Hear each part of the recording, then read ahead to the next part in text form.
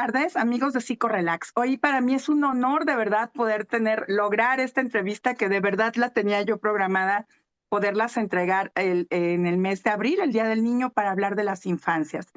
Pero bueno, hasta hoy se nos pudo hacer y el día de hoy tenemos un súper invitado, de verdad que es un honor para mí poderlo conocer. Lo conocí a través de redes y a través del contenido y la información tan importante de divulgación y sobre todo de sensibilización en cuanto a los temas que refieren la paidopsiquiatría. Así que bienvenidos a Psicorelax en este capítulo especial donde vamos a hablar sobre la psiquiatría especializada en los niños para conocer de qué va, cómo es. Tenemos como invitado desde Tierras Regias, desde Monterrey, Nuevo León, al doctor Héctor Gámez. Doctor, bienvenido. Pues muchas gracias, Miriam, por la invitación y pues un gusto a ver aquí que les podemos compartir sobre la PAIDO.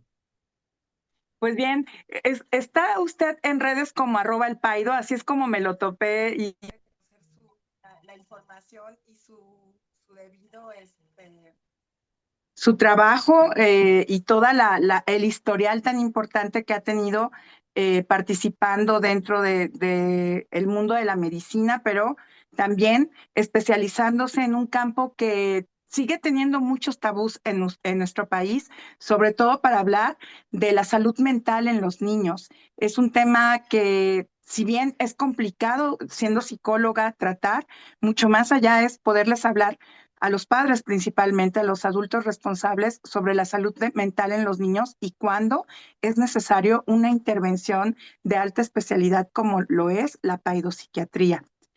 Doctor, antes que nada, un gusto saludarle nuevamente y me gustaría mucho que usted nos platicara cómo se llega a formar un paidopsiquiatra y por qué existe esta alta especialidad. Sí, mira, aquí en México, para ser psiquiatra, pues primero tienes que hacer la licenciatura en medicina en la universidad que gustes o bueno, que te acepte, ya sea pública o privada. Una vez que terminas la licenciatura, tienes que presentar para el examen nacional de aspirantes a residencias médicas para la especialidad de psiquiatría, ¿no? Digámoslo así como, no tiene el apellido, pero sería como psiquiatría general, ¿no? Es la especialidad de psiquiatría que en casi todas las sedes es de 4 años, 4 años en los cuales ves, pues, el general de adultos, ¿no? La parte también de adultos mayores, un extracto también de psiquiatría infantil, diferentes trastornos, etcétera, todo lo que atañe a la psiquiatría. Y una vez que terminas, puedes hacer la especialidad de psiquiatría. Ahí hace una diferencia porque administrativamente una alta especialidad en medicina es un diplomado, es decir, es una formación donde adquieres solamente un diploma al final con validez interna dentro de la universidad. Mientras que una especialidad, como en este caso la PAIDO, que es de entrada indirecta, recibes al final un título y una cédula con validez tanto dentro de la universidad como por la Secretaría de Educación Pública. Es Entonces, decir, son dos certificaciones, más son dos tres con la de especialidades. médico. Ajá, Ajá, ok. son dos Tres con especialidades. la de médico general. Exacto, o sea, tendrás 3 cédulas, ¿verdad? O es lo Ok. ideal, que si terminas Y y hasta ahí cumples nos con... estamos aventando de hablar de 12 años de preparación aproximadamente, doctor. Depende de la cantidad de años que hagas de la licenciatura, o sea, al menos de las especialidades, pues serían 4 años de psiquiatría, 2 años de psiquiatría o psiquiatría infantil y de la adolescencia. Y pues varía mucho porque, digo, al menos en mi caso, donde yo hice la licenciatura, pues regularmente hay como una diferencia de un semestre, que pues es mucho tiempo, ¿no? En medicina un semestre le ganas a muchas cosas, pero en otras escuelas pues a veces hacen como un año extra o son 2 años de internado, etcétera. Entonces pues sí varía, pero pues sí son fácil, son más de 10 años, para que termines. Si tú dices, bueno, hasta que termine la segunda especialidad empiezo a ejercer, pues desde que tú entraste a la licenciatura hasta que ya terminas la otra especialidad, pues ya te tocaron a lo mejor 2 sexenios, ¿no? Sí, Entonces, fácilmente, sí. sí, sí Ya es, estamos hablando de un largo recorrido. Doctor, más allá de las credenciales que de sobra está saber y que también lo vamos a poner aquí como parte de su formación en su currículum, para que la gente se acerque y conozca más de usted, es entender desde Héctor Gamés, antes de ser doctor y estas especializaciones, ¿qué lo lleva a usted a acercarse a hacer la paidopsiquiatría? Pues lo consideré desde que estaba haciendo psiquiatría. En el terreno personal, pues era algo complicado porque el hospital, como que tiene más espacio, más lugares para hacer psiquiatría en México, es el Hospital Psiquiátrico Infantil, que tiene una alta demanda de trabajo, muchísima. Entonces, pues sí había como cierto temor de llegar a un hospital con esa carga de trabajo, donde obviamente ayuda para aprender, pero pues había como ese temor de elegir esta otra especialidad, porque era como, bueno, a lo mejor pues ya terminé una especialidad, no quiero hacer tanto trabajo, etcétera, pero ¿qué veía yo? Bueno, a mí me gustaba mucho la parte de neuropsiquiatría y la psiquiatría lleva mucho de esto, ¿no? O sea, hay una convergencia entre las dos especialidades todo el tiempo, sobre todo con los trastornos del neurodesarrollo, ¿no? Todo el tiempo estamos trabajando de la mano de los neurólogos para valorar autismo, TDAH, entre otras cosas, ¿no? Discapacidad intelectual, trastorno por tics, trastornos del aprendizaje, trastornos de la comunicación. Entonces, no quiere decir que la psiquiatría general no lleve neuropsiquiatría, pero dentro de la PAIDO, pues es sí o sí. O sea, no puedes relegar incluso la exploración neurológica y todo lo que también compartimos con los neurólogos, pues tiene que pasar por acá, sin ser propiamente neurólogos. Entonces, eso fue lo que me decantó para acá. Y otra cosa es que algo, digo, no es por demeritar el resto de los grupos etarios, también no soy un niño, pero normalmente se ve diferente la población infantil donde tenemos como esa expectativa de que una intervención temprana va a cambiar significativamente el futuro de una persona, ¿no? Entonces, cambia un poco la expectativa del tratamiento y eso fue lo que me empujó a terminar haciendo especialidad en el hospital que en un principio yo tenía las reservas de hacerlo y al final terminé ahí y de ahí Ujú. salí, ¿no? Estoy muy orgulloso y siempre presumo ese hospital y hasta lo promociono para que la gente entre. Entonces, pues así fue el camino. Perfecto.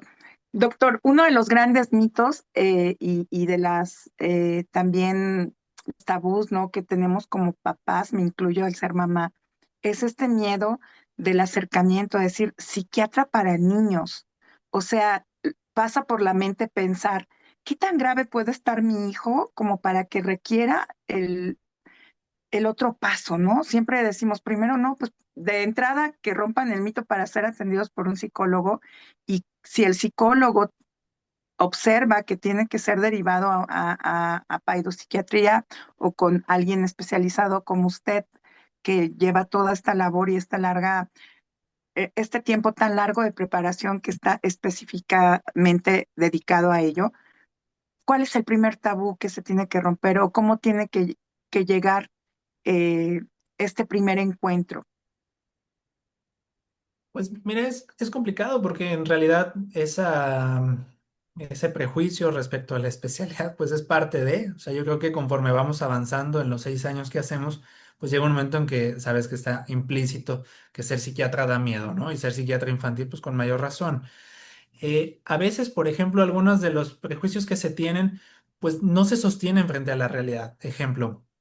Muchos de los fármacos que se usan en psiquiatría los usan las demás especialidades, ¿no? Entonces, cuando llegan los pacientes con nosotros, no sé, ya le dieron una risperidona que indicó un neurólogo pediatra, pero aunque fuera el mismo fármaco, no había tanto estigma porque la indicación venía firmada por un neurólogo.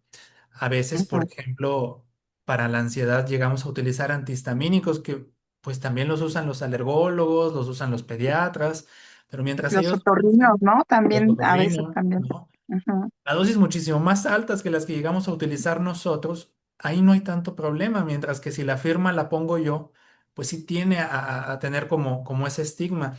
Incluso ahora que otras especialidades empiezan a utilizar los llamados neuromoduladores, utilizan los que históricamente fueron antidepresivos a dosis bajas, pero mientras ellos los prescriban no hay tanto problema. Eso nos ayuda a ver que en realidad pues es más solo el nombre de la especialidad lo que pesa mucho. Y Claro. segundo, también tener en cuenta la mayoría de las intervenciones en general en psiquiatría, tanto de adultos como de niños, son ambulatorias. O sea, son Ujú. pocos los pacientes que se terminan hospitalizando o de hecho el objetivo es no hospitalizar pacientes. Y en el caso de psiquiatría infantil, la mayoría de los pacientes que tenemos ni medicados están.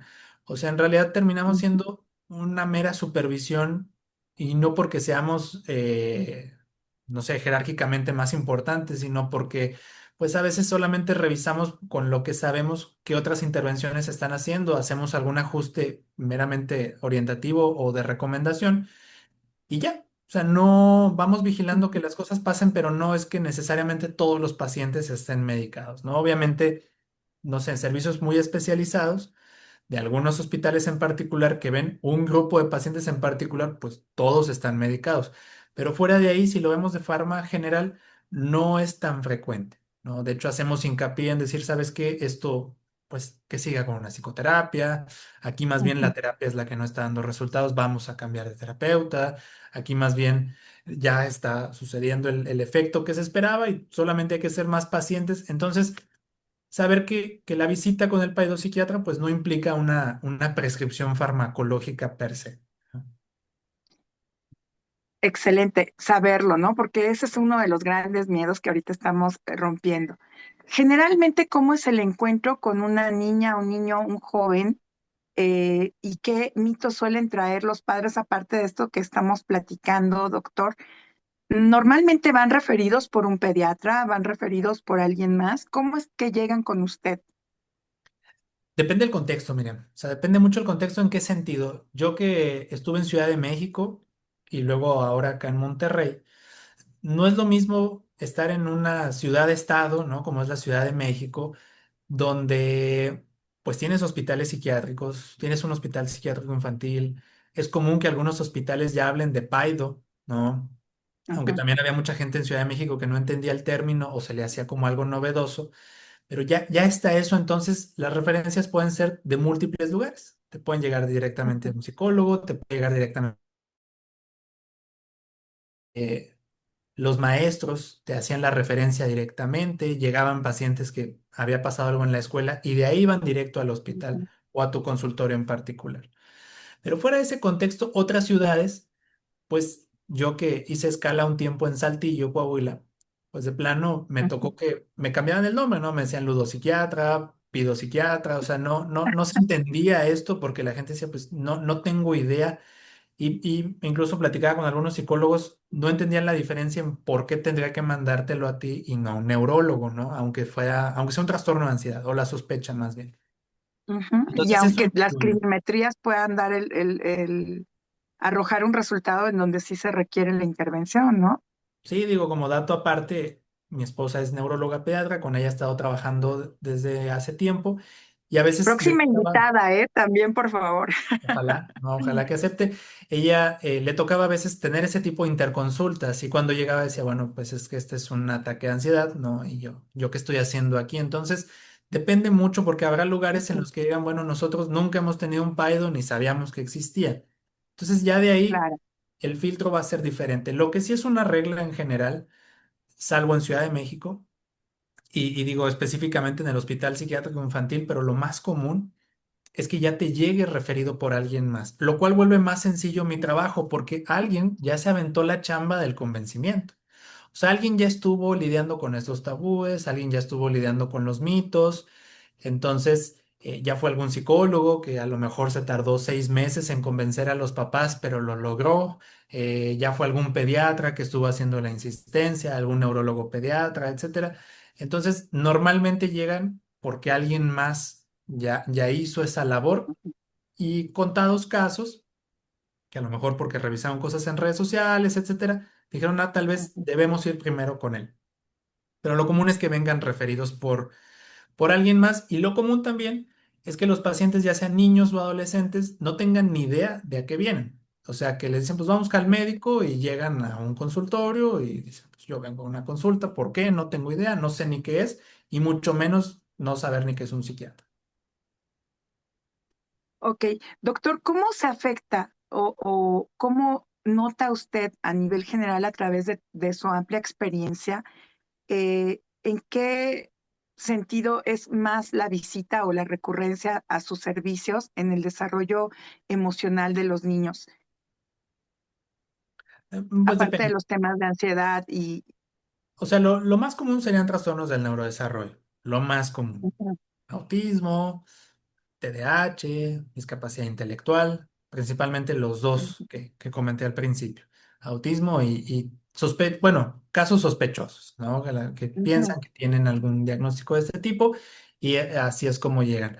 Respecto a cuestiones emocionales, los niños no difieren tanto estadísticamente de los adultos en cuanto a que lo más frecuente serían trastornos de ansiedad, ¿no? ujú, Fobias, pues a lo mejor algún trastorno de ansiedad generalizado, y de ahí seguiría, pues, a veces como la madre de los más diagnósticos más grandes, ¿no? Como es la depresión, ¿no? O sea, niños que sí se así es. llegan a deprimir, que la manifestación emocional que tienen, sin necesariamente pensar que es tristeza o alguna otra, pues es pura irritabilidad y de ahí llegan con nosotros. Y a lo mejor entre los del neurodesarrollo y los trastornos afectivos de ansiedad, pues hay ahí un grupo que a mí en lo particular no me gusta catalogarlos así porque a lo mejor puede ser Ujú, manifestación de los otros dos, que son los trastornos de conducta.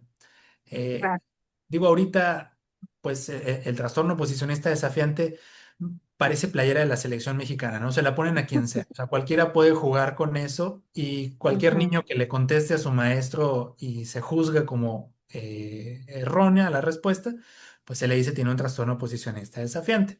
Más bien, no tanto el trastorno, sino también la sospecha. O sea, tenemos una conducta disruptiva, difícil de manejar, que atenta contra las reglas, y así es como llegan acá. Yo pondré esos tres. Todo lo demás es menos frecuente. Trastorno obsesivo compulsivo, niños psicóticos, consumo de sustancias, etcétera, ya no es tan frecuente.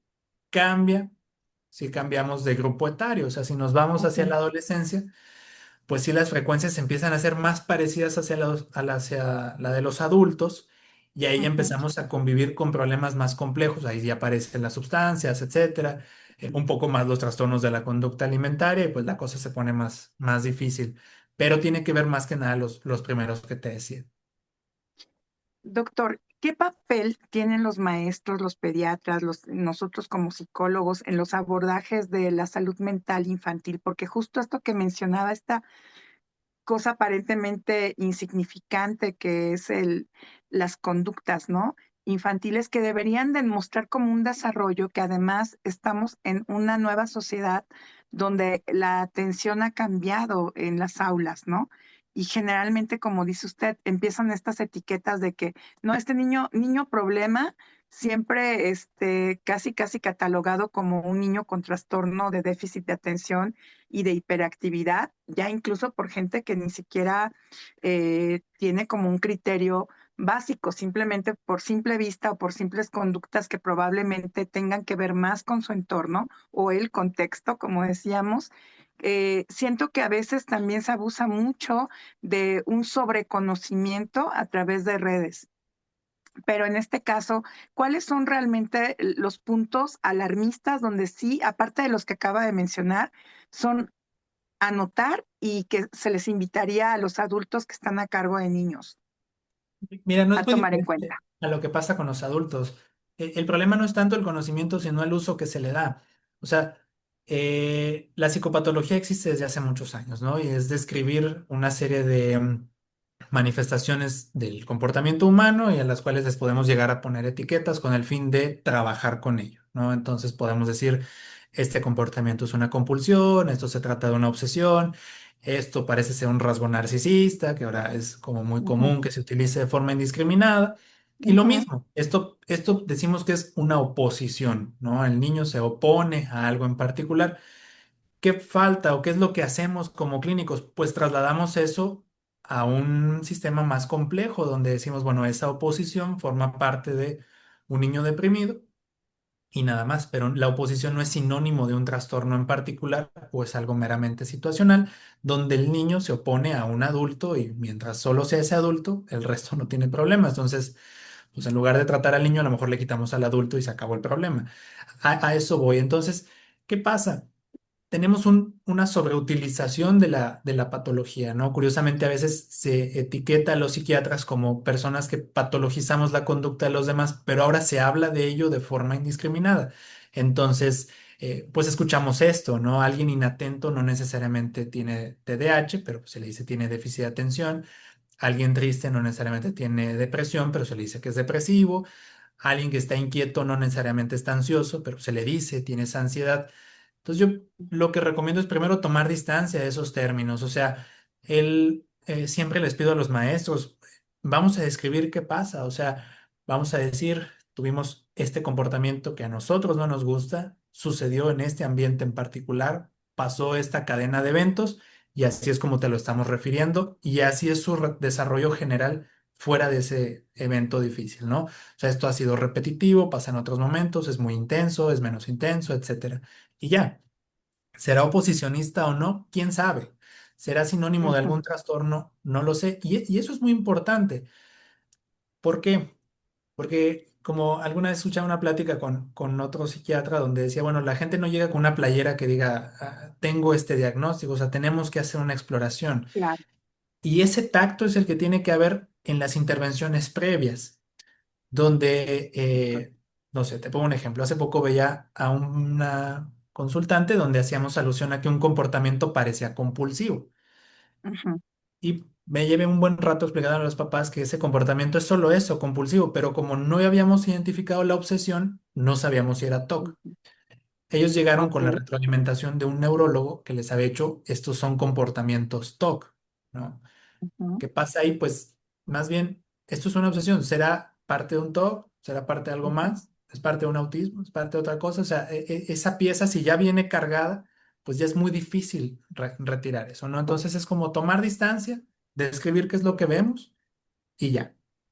O sea, Ujú. esa mera descripción, yo siempre les digo a los familiares y a los papás y a los maestros, no tienes que usar un lenguaje técnico. O sea, con lo que tú sabes es Exacto. suficiente para que digas, el niño se sube a los muebles. Y ya, es hiperactivo, no lo Ujú. sé, pero sé que se sube a los muebles y yo le pido múltiples ocasiones que no lo haga. ¿Y qué Que pasa? se Pues sí, baje de la así. butaca o de, ajá, de O la sea, con mesa. eso, Ujú, esa descripción me dice más a que me digan es hiperactivo, porque entre lo que ujú, para él es hiperactivo y lo que para mí es hiperactivo, pues hay una diferencia importante. Entonces, esa sería la recomendación para todos los que no sean psiquiatras ni psicólogos clínicos.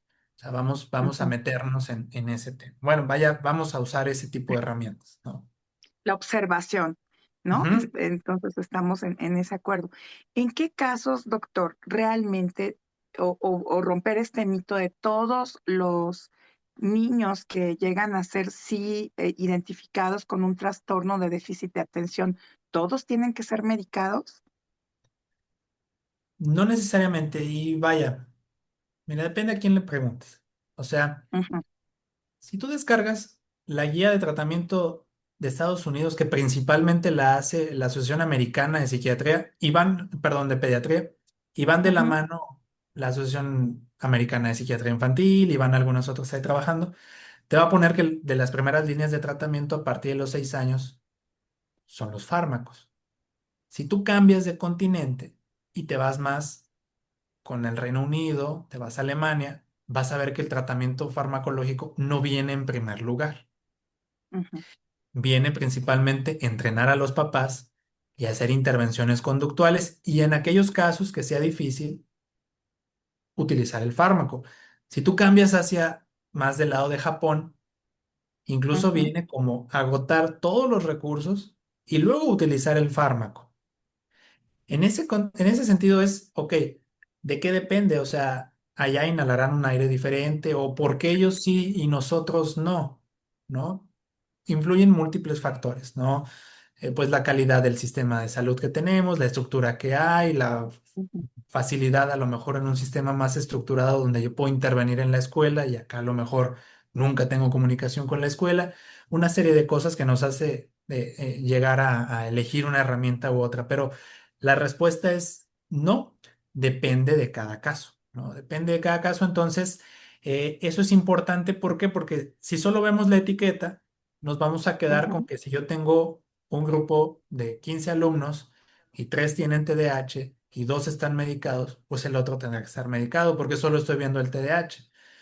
Si yo veo los casos, pues yo podría decir, uno está medicado con un tratamiento en particular, el otro con uno diferente y otro le fue muy bien solo con terapia porque cada uno tiene condiciones y características distintas.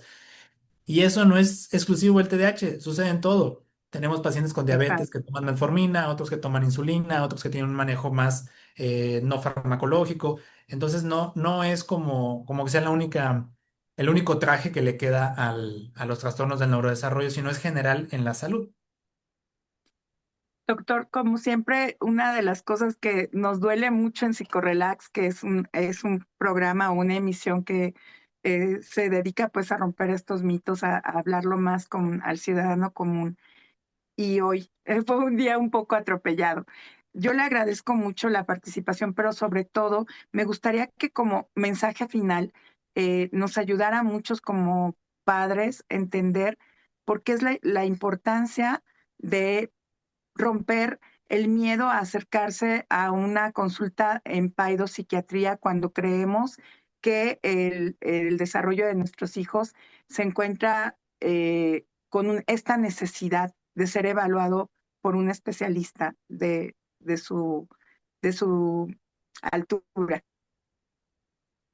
Yo lo que les diría a todos es, salvo que la referencia venga por alguna autoridad, ¿no? Y tengan que cumplir con un mandato judicial, etcétera, administrativo, pues ahí sí es una situación diferente. Pero en general, no importa qué diagnóstico hagamos nosotros, qué tratamiento prescribamos, qué consideremos que sea mejor, la decisión final la tienen los papás. O sea, mi trabajo es convencer al papá. Entonces, venir a una consulta no implica más que yo como familiar o yo como paciente expresar y demostrar lo que creo que está mal. Y el trabajo del psiquiatra será armar un rompecabezas y con base en ese rompecabezas, pues externar alguna intervención en particular, nada más, ¿no? O sea, no tiene otra finalidad. Entonces, si yo como papá digo, bueno, ¿y qué pasa si al final no estoy de acuerdo con el psiquiatra? No pasa ¿Mm? absolutamente nada. O sea, en realidad me puedo llevar yo esa recomendación, meditarlo y reflexionarlo, volver o no volver. O sea, no tenemos al día de hoy, y ojalá nunca la tengamos, pues una autoridad Gracias. para imponerme yo sobre el papá. O sea, siempre les digo, mira, si tú no quieres dar el medicamento no pasa nada. O sea, yo no le voy a hablar a la Guardia Nacional y te van a tomar, Claro, ¿verdad? O sea, a es obligar. exactamente, no hay una obligación. Simple y sencillamente toma en cuenta y siempre les digo, yo como médico tengo la obligación de fundamentar lo que te estoy diciendo. O sea, yo tengo como Así médico es. fundamentarte y decirte, este comportamiento que vemos complicado aquí, mira, te lo dice la maestra, te lo dice su abuela, te lo dice, o sea, no soy solo yo en 30 o 40 minutos de consulta. Entonces, este rompecabezas que se ha armado, pues es gracias a toda esta información que recibimos de diversas fuentes. Y así tiene que ser, no solamente pues son las cosas porque así son y pues así se me ocurre. E incluso con toda la evidencia, un papá puede llegar a negarse y está en su derecho de hacerlo y siempre Claro. les digo, cuando el contexto cambia, cuando decimos, mira, pues en realidad solamente te voy a decir a ti, pero es la autoridad a la que le tengo que responder, que afortunadamente son la minoría de los casos, es otra Ujú. cosa. Pero en lo general, Claro, el papá manda. Y el papá me refiero a los exacto. dos, tanto mamá como papá, ¿no? O Claro, quien sea padre y su madre. tutor, ¿verdad? Exacto. Entonces, eh, y bueno, pues también tomamos en cuenta la opinión del niño o del adolescente, pero si ellos deciden en conjunto, no queremos medicarnos, incluso no queremos la terapia, bueno, pues reflexionenlo, véanlo y luego decidimos. Doctor Héctor, nos quedamos con un listado de muchas preguntas y muchas dudas. Ojalá que me permita poderle hacer la grata invitación nuevamente en cuanto tenga tiempo, porque sí es muy complicado poder lograr este encuentro, y quedaron muchas preguntas al aire con respecto a lo que es la paidopsiquiatría. Pero por favor los invito a todas las personas que estuvieron viendo esta entrevista a que sigan al doctor en redes, lo encuentran como @el Paido, ¿verdad? Así estamos en redes sociales, doctor. Sí, en Instagram y principalmente en X. En X es donde más Don- publico, escribo pues divulgación de algunos artículos que a veces ahí son interesantes. No los escribo yo, o sea, yo más bien los reviso y ahí les pongo lo que creo que es importante y pues pueden estar ahí revisando cuestiones relacionadas con el neurodesarrollo y con la psiquiatría. Está excelente. Revisen, por favor, sus páginas. Van a salir también de muchas dudas, van a romper también mitos y ojalá nos permita poder tener una segunda entrevista con usted, doctor, porque todavía hay estos miedos de hablar también de la medicación en otros trastornos que se presentan y muchos temas de salud infantil. Cuidar las infancias es uno de los objetivos principales que debemos tener en el cuidado, en el amor y en la integración familiar. Creo que yo, esa es una de las cosas con las que siempre he vivido y por eso busco este acercamiento con gente que a veces, o con personas tan preparadas como usted, que a veces nos da miedo o que queremos evitar llegar a ese punto creyendo que es como un punto final y yo creo que es un buen comienzo como parte de algo integrativo. Le agradezco mucho su presencia el día de hoy aquí en Psicorelax y en aclararnos todas estas dudas el día de hoy, doctor Héctor Gámez. No, pues encantado y Y claro que sí, si hay una oportunidad para en el futuro, consultarle con todo también, gusto. sí, discúlpeme, No, perdón la decía que interrupción. en el futuro si hay alguna invitación, con todo gusto, cuenten conmigo. Muchísimas gracias. Y bueno, el doctor se encuentra en Monterrey, Nuevo León, pero pueden consultarlo también a través de telellamada o de videollamada, doctor.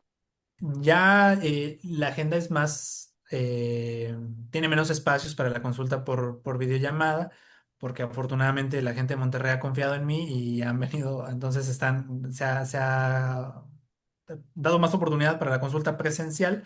Estoy acá en un hospital que se llama Muguerza Sur, al sur de Monterrey. Perfecto. Pero igual a veces también participo como segunda opinión en algún caso en particular y pues con todo gusto. Bueno, pues a la gente que esté cerca de Monterrey, invitadísimos a buscar al doctor Héctor y de verdad un honor haberlo tenido aquí, doctor. Yo sabiendo que tiene su agenda llena, no le quito más el tiempo por el día de hoy y le agradezco mucho que nos haya permitido este espacio. Muchísimas gracias a todas las personas que hicieron posible el poder estar hoy con ustedes a través de Psicorelax y nuestro gran invitado. Muchísimas gracias.